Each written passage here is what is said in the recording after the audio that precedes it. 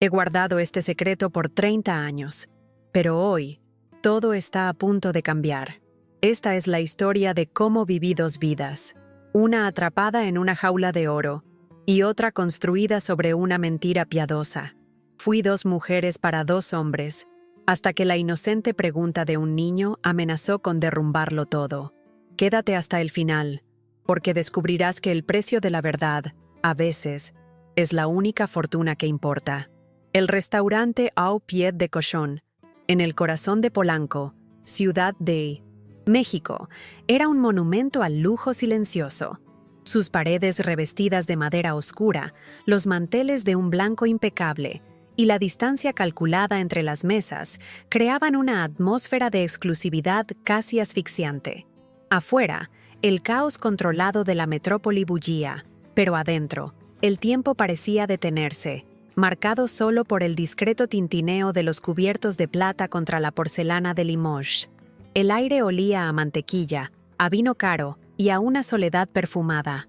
Era un martes por la noche, y el lugar estaba ocupado por la élite de la ciudad. Empresarios cerrando tratos en susurros, parejas celebrando aniversarios con más protocolo que pasión. Este era el mundo de Alma, un universo de opulencia material que, sin embargo, se sentía profundamente vacío, como un museo exquisito pero sin alma, donde cada objeto tenía un precio, pero nada tenía verdadero valor. Era el aniversario de su boda con Javier, su difunto esposo, un ritual que ella perpetuaba como un deber, una actuación, para un público que ya no estaba. Alma, a sus 68 años, era la personificación de la elegancia atemporal. Su cabello plateado, cortado en un bob perfecto, enmarcaba un rostro de facciones finas, mantenido con la diligencia que solo una fortuna considerable puede comprar. Vestía un traje de chaqueta de Chanel de color azul marino, cuyas líneas sencillas eran acentuadas por un collar de perlas y unos pendientes de diamantes que captaban la luz fría del local. Sus manos, cuidadas y con una manicura impecable, descansaban sobre la mesa, una a cada lado de su plato apenas tocado. A simple vista, proyectaba una imagen de control absoluto, de serenidad inquebrantable. Sin embargo, sus ojos, de un profundo color café, delataban una historia diferente.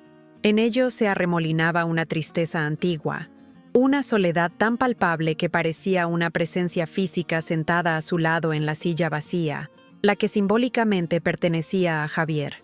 Era una mujer que lo tenía todo, pero cuyo espíritu parecía habitar en otro lugar, muy lejos del lujo que la rodeaba. Frente a ella, su nieto Mateo, de 8 años, dibujaba en una servilleta de lino, con un bolígrafo que el mesero le había proporcionado.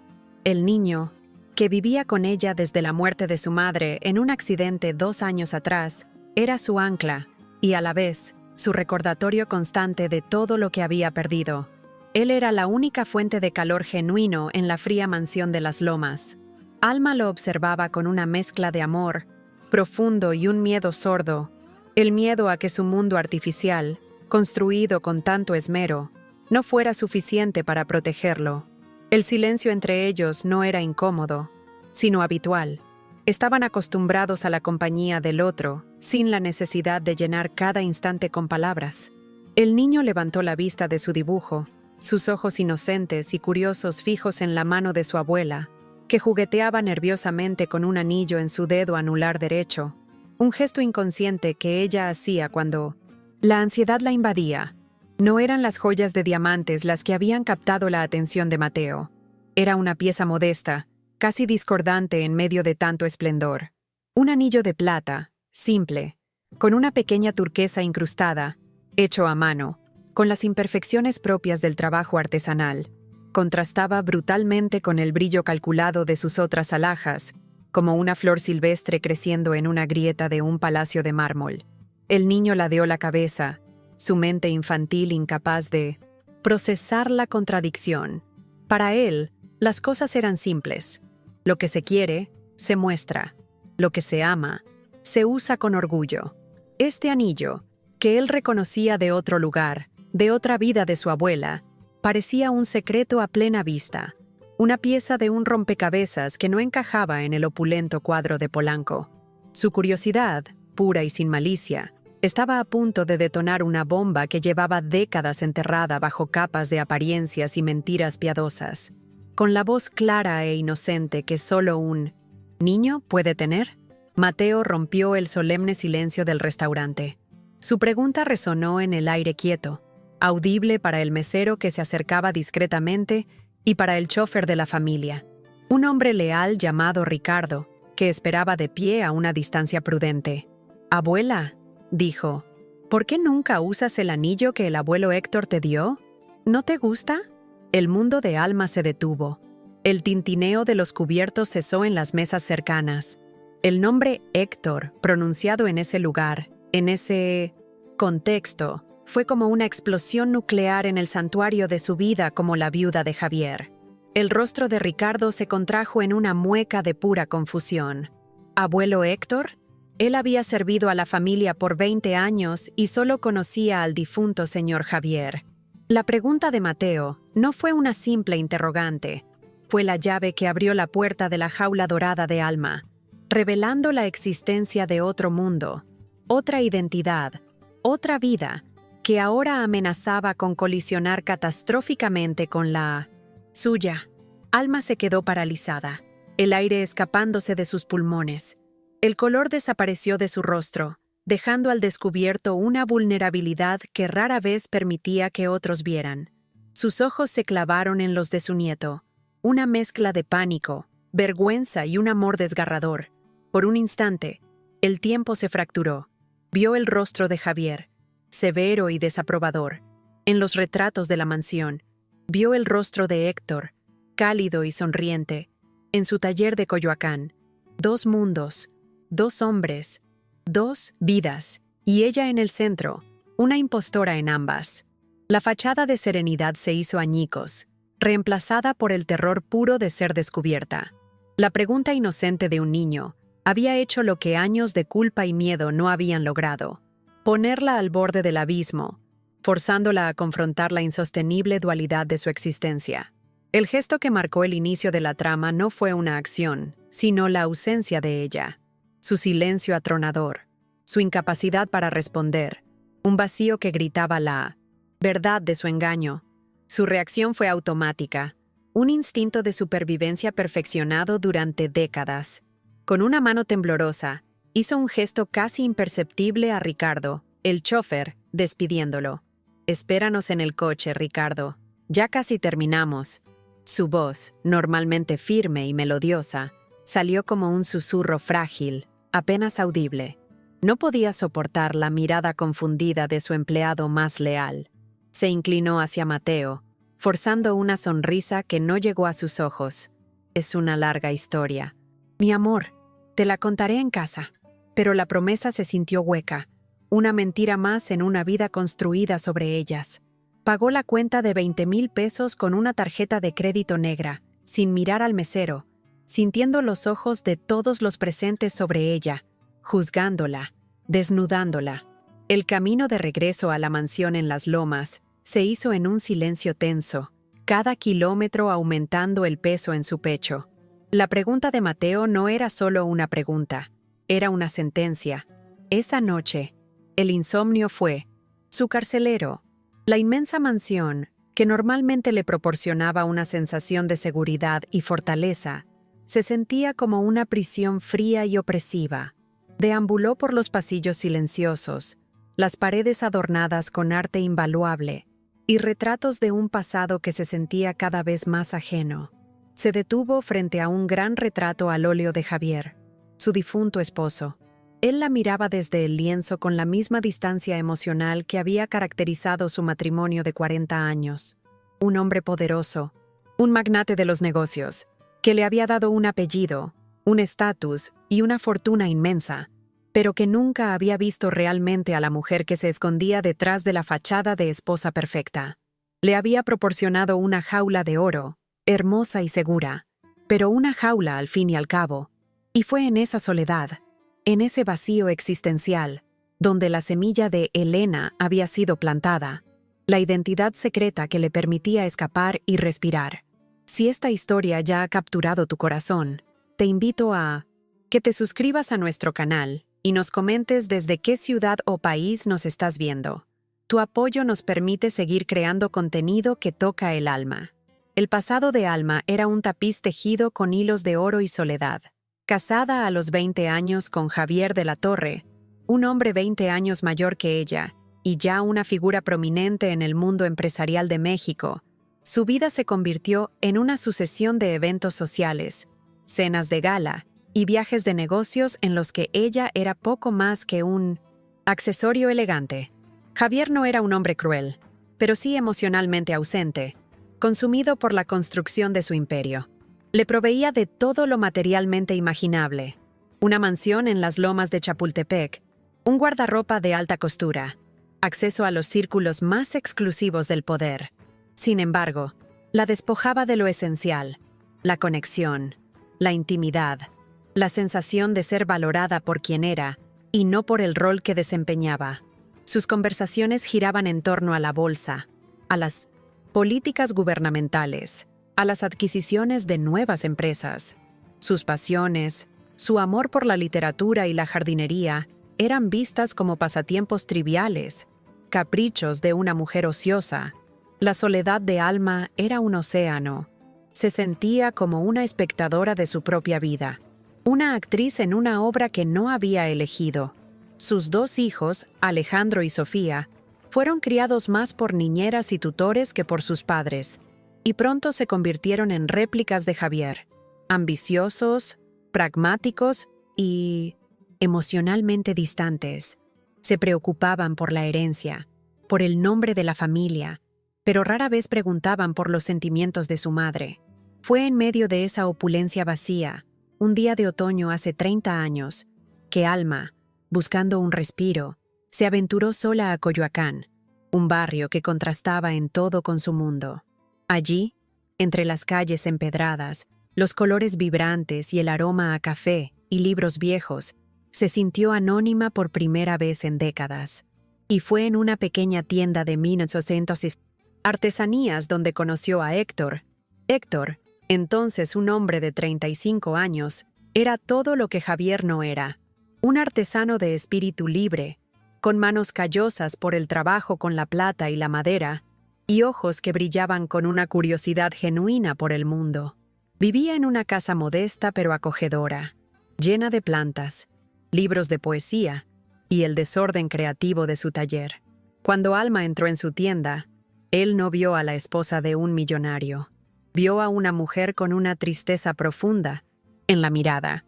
Le preguntó por su nombre y, en un impulso que cambiaría su vida para siempre, ella no dijo Alma, dijo Elena. Elena, una profesora de literatura jubilada, añadió, tejiendo la primera hebra de su nueva identidad. Fue la mentira más aterradora y liberadora de su vida.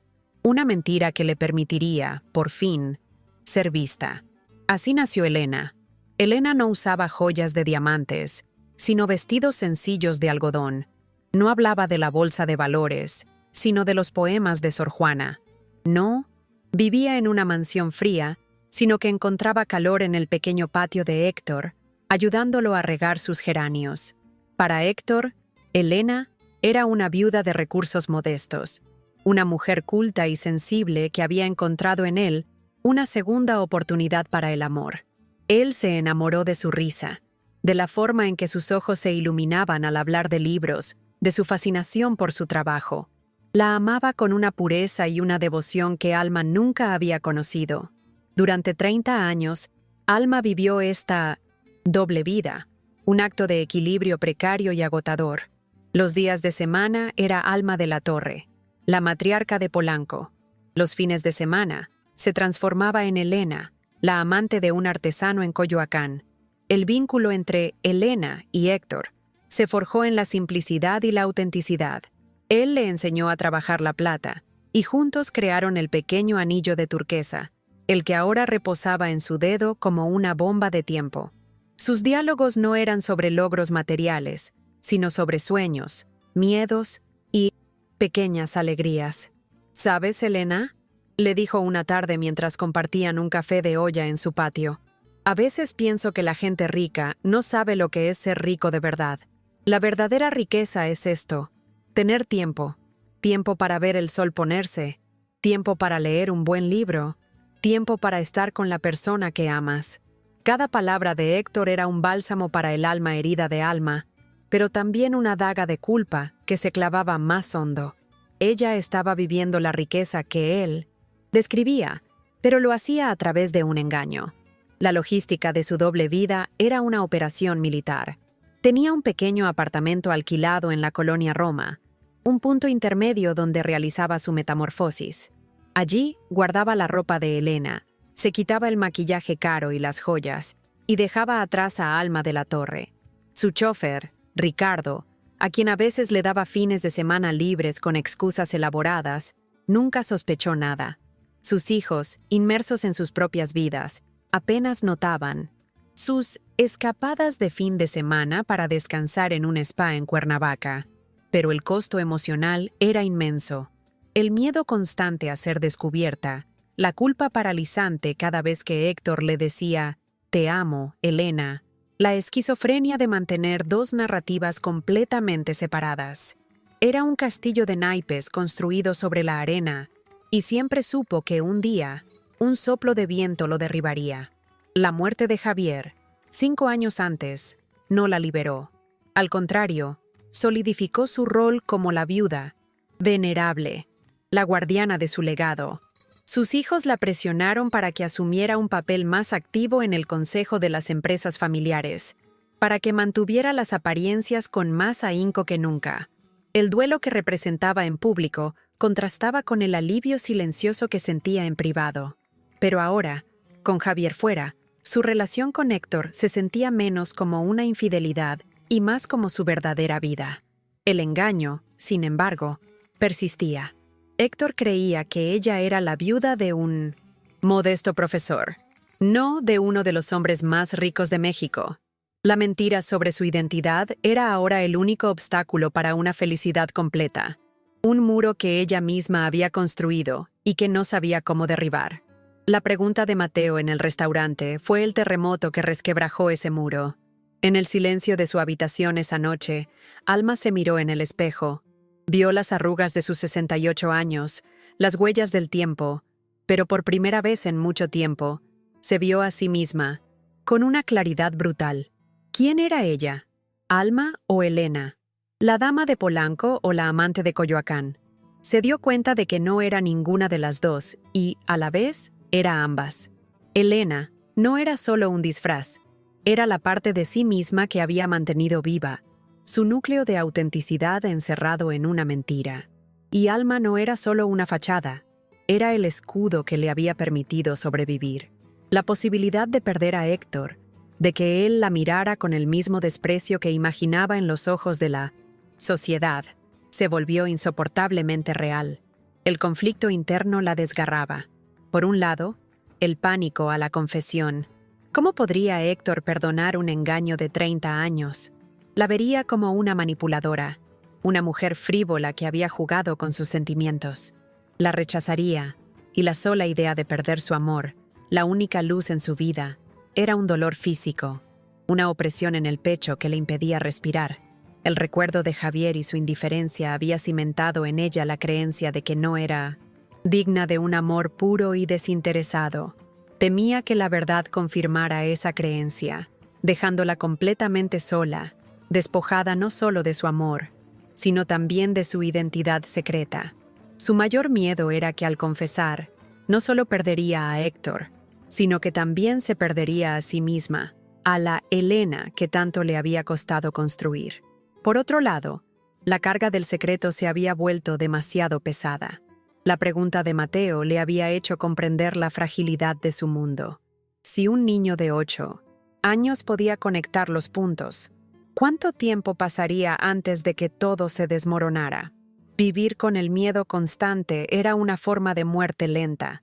El amor que sentía por Héctor era tan profundo y real que mancharlo con la continuación de la mentira se sentía como el peor de los sacrilegios. Se dio cuenta de que su relación con él no era una simple escapatoria, sino su ancla, su verdadero hogar emocional. Y un hogar no puede construirse sobre cimientos falsos. El amor merecía la verdad, por dolorosa que fuera. El pánico existencial de perderlo todo se transformó lentamente en una resolución desesperada. Tenía que arriesgarlo todo para tener la oportunidad de salvar lo único que realmente importaba. Al día siguiente, la presión externa comenzó a manifestarse. Su hijo, Alejandro, la llamó por la mañana. Su voz era fría y pragmática. «Mamá, los inversionistas de Monterrey están preocupados por los rumores del nuevo impuesto al patrimonio. Necesitamos que presidas la junta del jueves. Tu presencia es crucial para proyectar estabilidad. No hubo un «¿Cómo estás?». No hubo preocupación por su estado de ánimo después del extraño incidente en la cena. Solo negocios, solo apariencias. Alma sintió una oleada de resentimiento. Su vida, para sus hijos, era una herramienta, un activo para proteger la fortuna familiar. Cualquier desviación del guión era una amenaza para el status quo que tanto valoraban. Su hija, Sofía, fue más directa. Se presentó en la mansión esa misma tarde, con una expresión de preocupación ensayada. «Mamá, Ricardo me contó lo que pasó anoche, lo del niño, y un tal Héctor. ¿Quién es ese hombre? La gente habla. No podemos permitirnos un escándalo. Piensa en el apellido, en la memoria de papá». Las palabras de Sofía fueron como sal en la herida. No le preocupaba la felicidad de su madre, sino el juicio de la sociedad, las habladurías en los círculos de Polanco y Las Lomas. El «qué dirán» era el dios al que su familia rendía culto, un dios que exigía el sacrificio de la autenticidad y la felicidad personal en el altar del prestigio social. Alma vio en sus hijos el reflejo de la jaula que Javier había construido, una jaula que ellos ahora intentaban mantener cerrada a su alrededor. La burocracia de su propia vida también era un obstáculo. Su agenda estaba llena de compromisos ineludibles, reuniones de la junta directiva, eventos de caridad donde su presencia como la viuda de la torre era obligatoria, citas con abogados y contadores para administrar el vasto patrimonio. Cada una de estas obligaciones era un eslabón más en la cadena que la ataba a su identidad pública. Escapar de Alma de la Torre no era tan simple como quitarse un vestido de diseñador. Requería desmantelar una estructura de poder y responsabilidad que se había construido a lo largo de medio siglo. Era una guerra en dos frentes, una batalla interna contra su propio miedo y culpa, y una batalla externa contra las expectativas de su familia y la sociedad que la observaba. En medio de este torbellino, sus pensamientos volvían una y otra vez a Héctor. Recordaba sus manos, firmes y gentiles, enseñándole a pulir la plata. Recordaba su risa, franca y sin artificios. Recordaba la paz que sentía al sentarse en silencio a su lado, sin necesidad de fingir ni de actuar. Ese mundo, el mundo de Elena, era su verdadero refugio. La idea de que su mentira pudiera destruir ese paraíso era una tortura. Y si Héctor, al saber la verdad, no solo la rechazaba, se sentía traicionado hasta el punto del odio, él, un hombre de principios, que valoraba la honestidad por encima de todo. Ella le había mentido sobre lo más fundamental. ¿Quién era? El engaño no era solo sobre el dinero, era sobre la clase social, sobre su pasado, sobre la estructura misma de su vida. La tensión se acumulaba en su cuerpo. Apenas comía, apenas dormía. Los colores de su mansión le parecían grises y opacos. El arte en las paredes la miraba con ojos acusadores. Se sentía como un fantasma en su propia casa. El contraste entre la riqueza material que la rodeaba y la pobreza emocional que sentía nunca había sido tan agudo. Tenía acceso a millones de pesos, pero no podía comprar la única cosa que deseaba: el coraje para enfrentar la verdad y la esperanza de ser perdonada. La conexión afectiva que había construido con Héctor durante 30 años pendía de un hilo, y era ella quien sostenía las tijeras. Una tarde, mientras miraba por la ventana de su biblioteca hacia el jardín perfectamente cuidado, un recuerdo la asaltó. Fue uno de los primeros aniversarios con Héctor. Él le había regalado una primera edición de 100 años de soledad, encontrada en un mercado de pulgas. Le había costado el equivalente a sus ganancias de una semana. «Es para que nunca te sientas sola, mi Elena», le había dicho. El valor de ese libro, para ella, superaba el de todas las joyas que Javier le había regalado en 40 años. Ese recuerdo fue un punto de inflexión. El amor de Héctor no se basaba en lo que ella podía ofrecerle materialmente, sino en la conexión que habían forjado. Quizás, solo quizás, ese amor era lo suficientemente fuerte como para soportar el peso de la verdad. La decisión se cristalizó en su mente con una claridad dolorosa. No podía seguir viviendo como una cobarde. Le debía a Héctor la verdad, y se la debía a sí misma.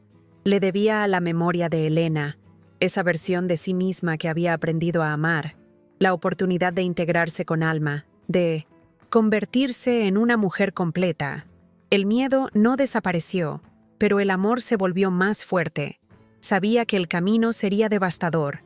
Sabía que podría perderlo, pero también sabía que continuar con la mentira era una certeza de perderse a sí misma para siempre. Se levantó de su silla, su postura un poco más erguida, una determinación de acero en sus ojos llorosos. Iba a ir a Coyoacán. Iba a confesarlo todo. El plan se formó rápidamente en su mente. No podía llegar como Alma de la Torre, la gran dama de Polanco. Eso sería una bofetada más, una demostración del abismo que los separaba. Tenía que ir como Elena, o más bien, como la mujer que estaba debajo de ambas identidades. Se dirigió a su vestidor, un espacio del tamaño de un apartamento pequeño, lleno de ropa de diseñador y accesorios de lujo. Pasó de largo los trajes de Chanel y los vestidos de seda. En una esquina, en una vieja maleta que no había abierto en meses, estaba el guardarropa de Elena. Vestidos sencillos, zapatos cómodos, un rebozo de lana. Eligió un vestido de algodón color lavanda, el favorito de Héctor. Se sentó frente a su tocador y, con manos firmes, se quitó las joyas. El collar de perlas, los pendientes de diamantes, el reloj de oro. Los depositó en su joyero, uno por uno, como si se estuviera despojando de las capas de una vida que ya no le pertenecía. Luego, miró su mano izquierda, donde un enorme anillo de diamantes, el de su boda con Javier, todavía brillaba. Después de una larga pausa, se lo quitó. El dedo se sintió extrañamente ligero, desnudo. En su mano derecha, el sencillo anillo de plata y turquesa que Héctor le había hecho parecía brillar con una nueva intensidad. Era la única joya que se quedaría. Era la única que importaba. Llamó a un taxi de aplicación, algo que no había hecho en años.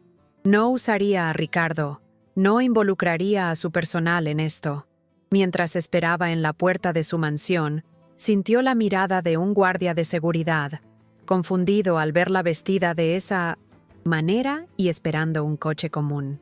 Alma le sostuvo la mirada, sin vergüenza. Era el primer paso de su liberación.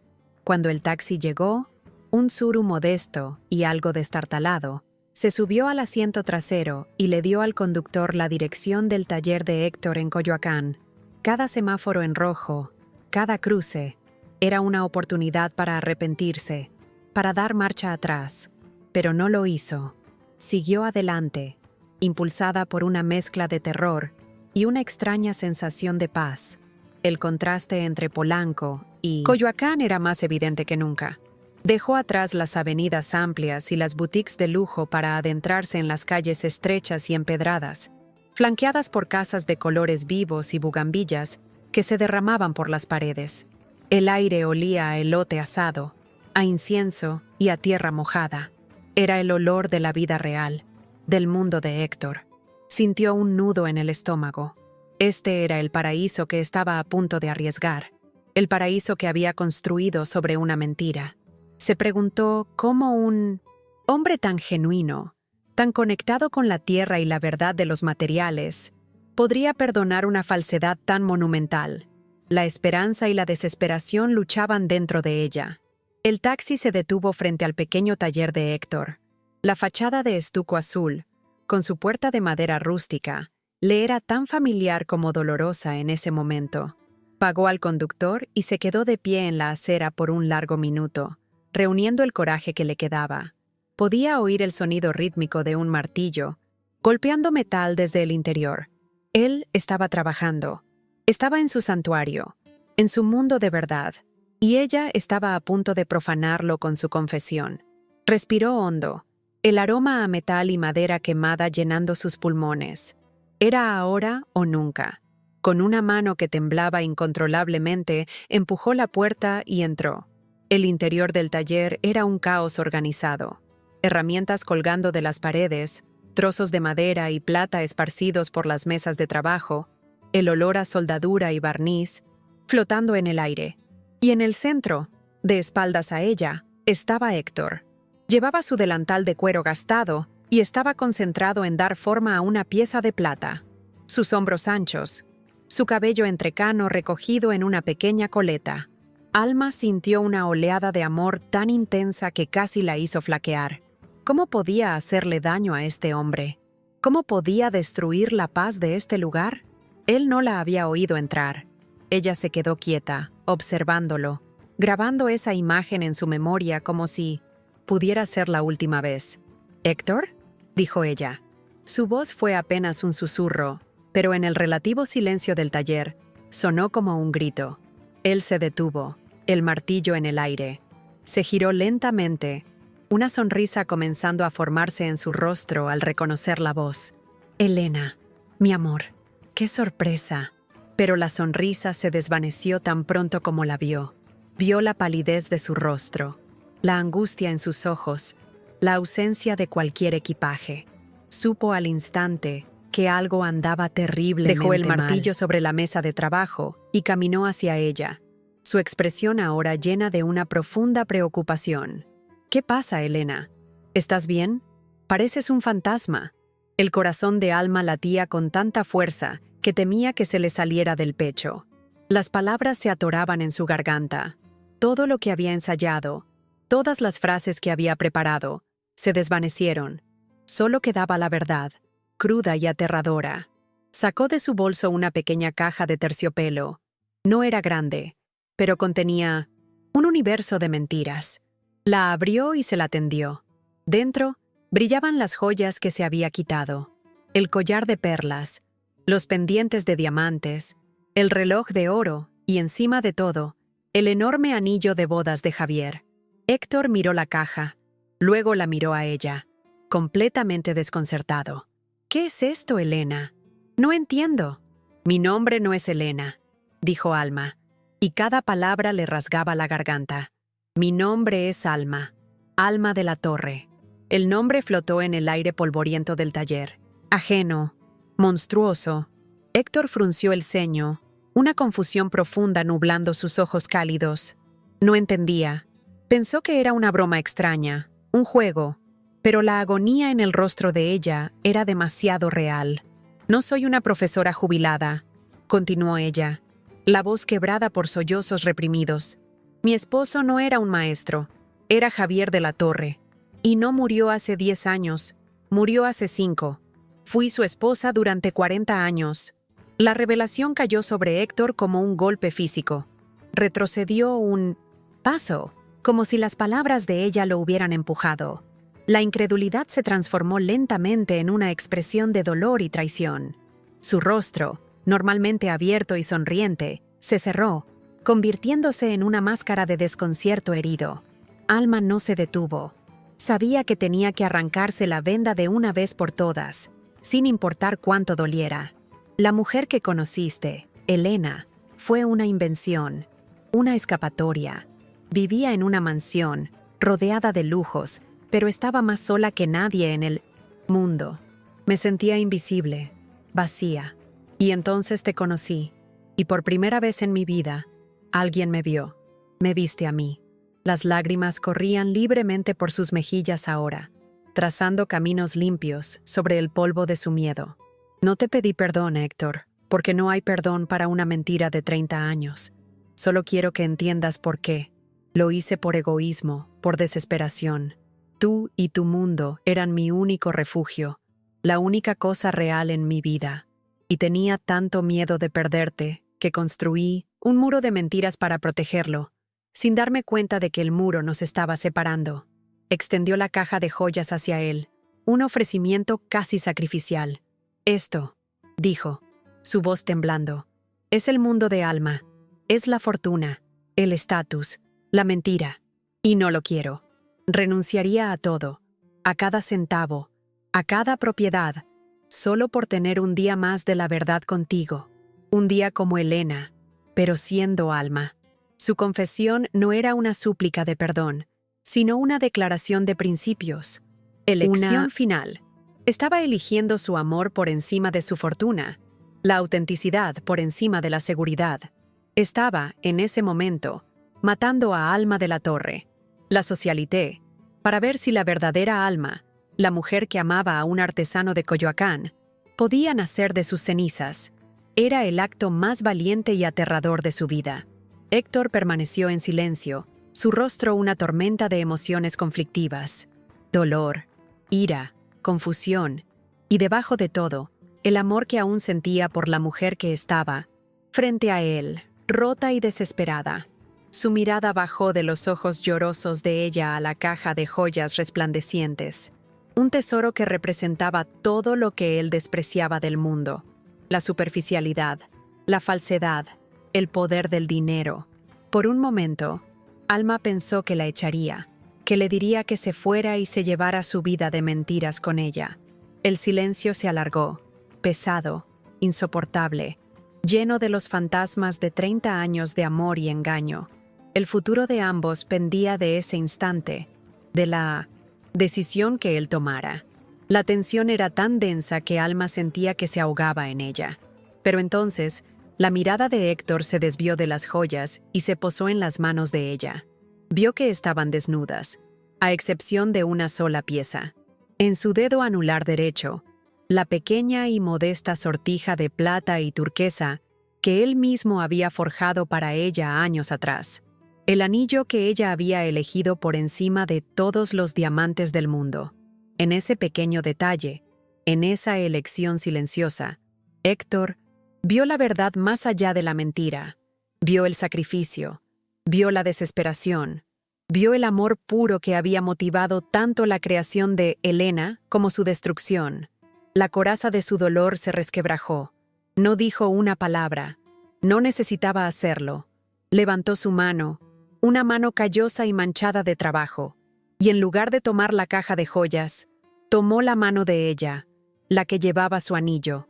Con un gesto suave pero firme, la atrajo hacia él, la guió hacia el interior de su taller y cerró la pesada puerta de madera, dejando el mundo, con sus juicios y sus expectativas, afuera.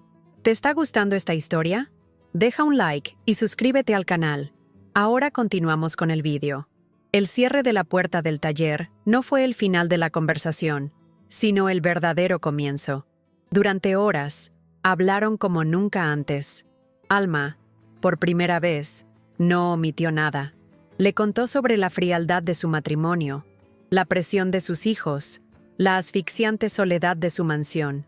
Héctor escuchó, procesando la magnitud de la vida que ella había soportado. Hubo lágrimas, hubo silencios dolorosos, hubo momentos de duda, pero al final del día, el amor que habían construido, aunque bajo premisas falsas, demostró ser más fuerte que la traición. Héctor entendió que no había amado a una mentira, sino a la verdad de una mujer que luchaba por respirar. Decidieron empezar de nuevo, no desde cero, sino desde un lugar de honestidad brutal y vulnerable. El primer paso fue el más radical.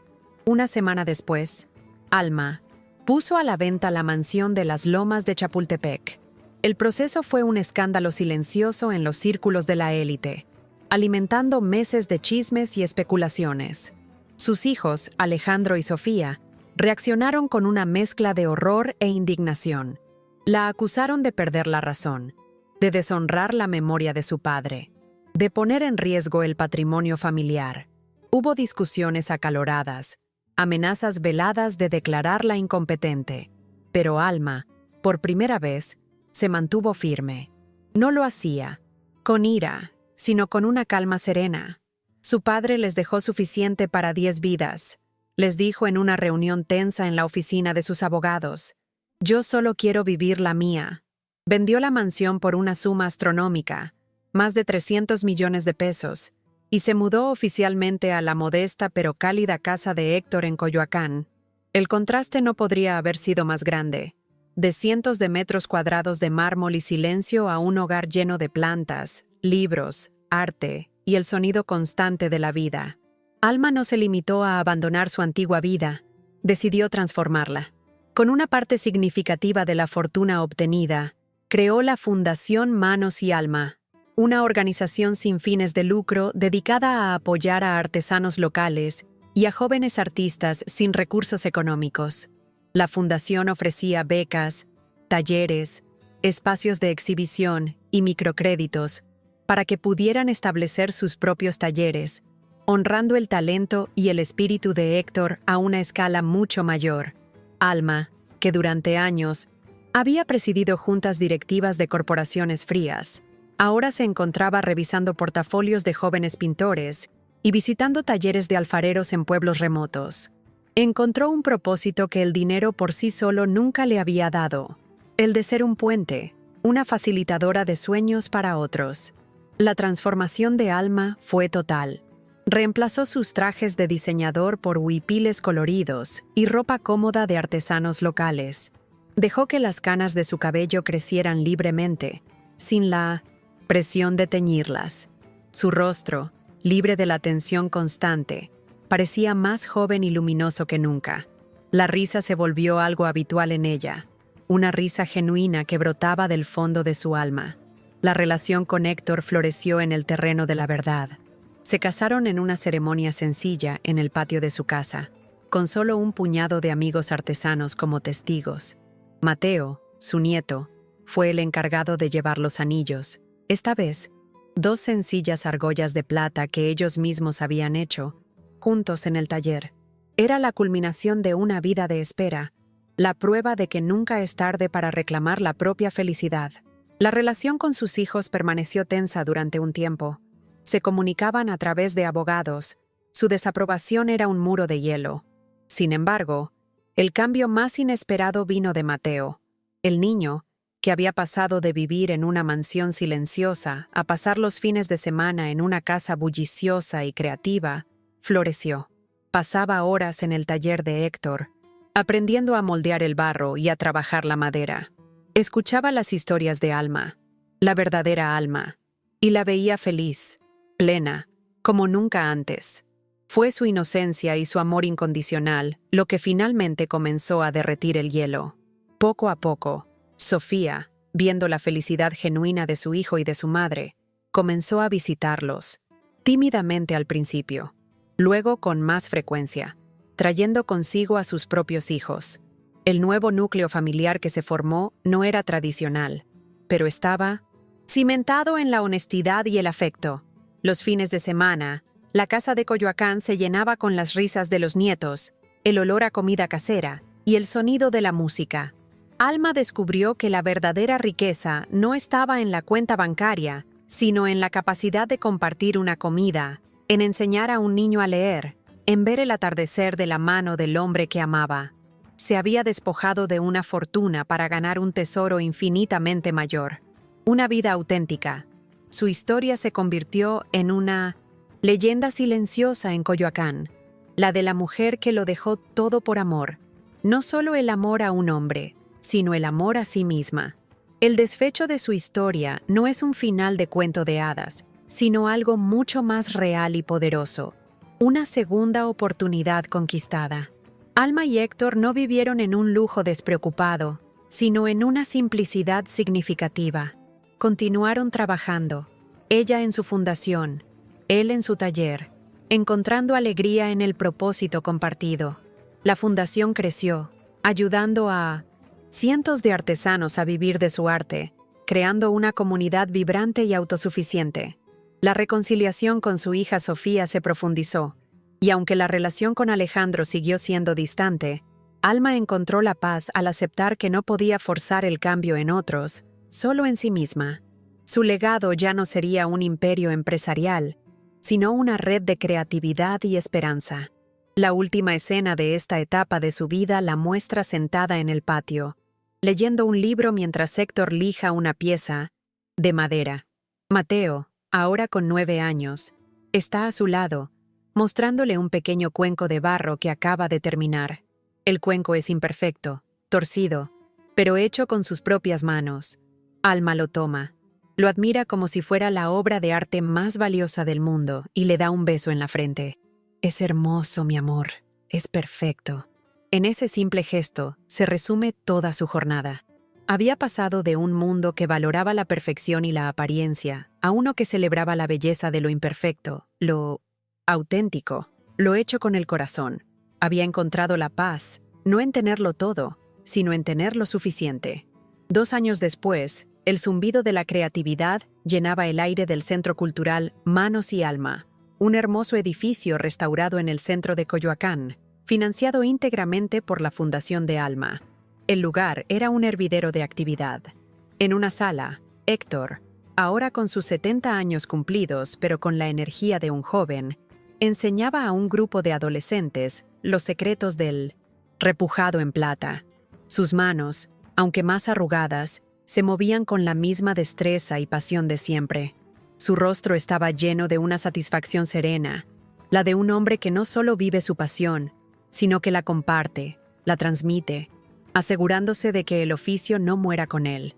La gratitud y el respeto en los ojos de sus jóvenes alumnos eran el mayor de sus tesoros. En otra ala del centro, en una biblioteca luminosa y llena de libros, estaba Alma, con sus 70 años, vestida con un colorido huipil oaxaqueño y con el cabello completamente blanco recogido en una trenza. Leía un cuento a un grupo de niños del barrio. Su voz era cálida y expresiva, capturando la atención de los pequeños. Ya no era la matriarca distante ni la fugitiva secreta. Era simplemente Alma, una abuela para la comunidad, una mujer cuya sonrisa irradiaba una paz profunda. Al levantar la vista del libro, su mirada se cruzó con la de Héctor a través de un ventanal, y ambos compartieron una sonrisa cómplice. Una comunicación silenciosa que hablaba de un amor que había sobrevivido a la más dura de las pruebas y había renacido más fuerte en la verdad. La escena final se centra en Mateo, ahora con 10 años. Ya no es el niño que observa el mundo con una curiosidad confusa, sino un participante activo en él. Está en el taller de cerámica del Centro Cultural, de pie junto a un niño más pequeño que él, un niño tímido que lucha por centrar un trozo de barro en el torno. Mateo, con una paciencia que ha aprendido de Héctor, coloca sus manos sobre las del niño. «No te preocupes», le dice con una sonrisa. «Al principio siempre se tambalea. Solo tienes que sentirlo, escucharlo. Así». Guía las manos del niño, y poco a poco, el barro comienza a tomar forma. En ese gesto, el ciclo se cierra y se renueva. El legado de Alma y Héctor no estaba en el dinero ni en los edificios, sino en ese acto de transmisión, en la enseñanza de que la verdadera creación, como el verdadero amor, requiere paciencia, autenticidad y el coraje de ensuciarse las manos. ¿Han hecho algún gesto de bondad que cambió una vida? Dejen un corazoncito si creen que el amor es más poderoso que cualquier riqueza. Suscríbanse para más historias de segundas oportunidades. Comenten. El amor no tiene precio si ustedes también creen en la bondad humana.